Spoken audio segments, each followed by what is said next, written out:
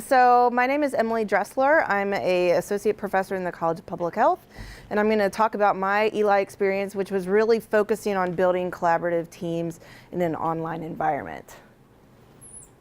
All right, I'm done. No. All right, so I teach CPH 664, which is Design and Analysis of Clinical Trials. And clinical trials is a pretty interesting course to try to start thinking about online because it's all about teams, teamwork, and collaboration. So that's a bit of a challenge.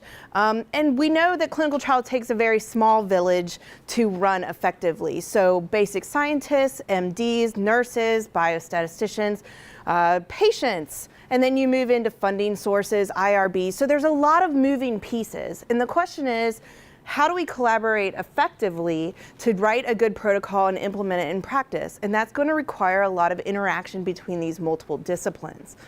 In addition to that, it takes statistics, design, and a lot of analysis plans, and statisticians are known to be hiding behind desks and not being pretty cool, except for me and Jen, who are pretty awesome.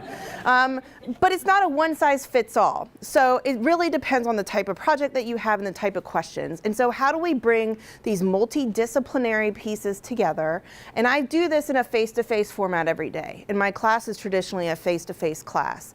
So taking that, how do we put those pieces in an online format and build those same kind of effective teams that we can then build these kind of clinical trial protocols? So that was the challenge that I was facing with trying to move this into a hybrid or an online course.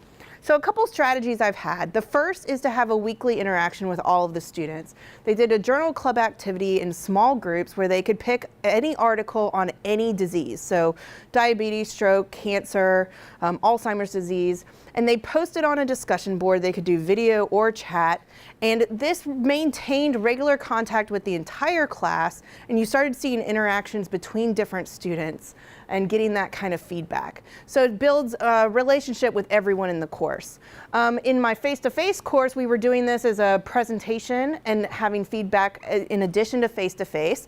But I'm thinking now maybe I'll make them do a 5-minute Ignite talk since I'm getting my experience doing that today.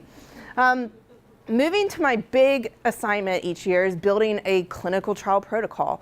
And so what I do is I make my students kind of survey what's going on. If you're clinical, you might have an idea. If you're a public health researcher, you might just want to help on a protocol.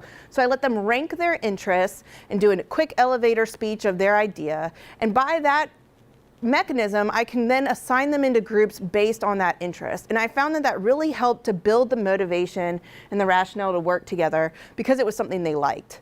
I also split the protocol into weekly assignments. So the small group would do different chunks throughout the semester, send it in, and get feedback. Some of those were clinical pieces, some were design pieces, so different parts of the team had to take different roles.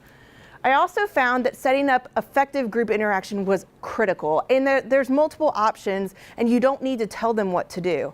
So using discussion boards to share documents, using Zoom to talk face-to-face, and then my favorite is Google Docs. So I actually put a clinical trial protocol shell for every group, and they could fill in the portions as they go. We could give them feedback. They could just edit, and we don't have to worry about where is the most current version. Some of these groups had 6 or 7 people in them.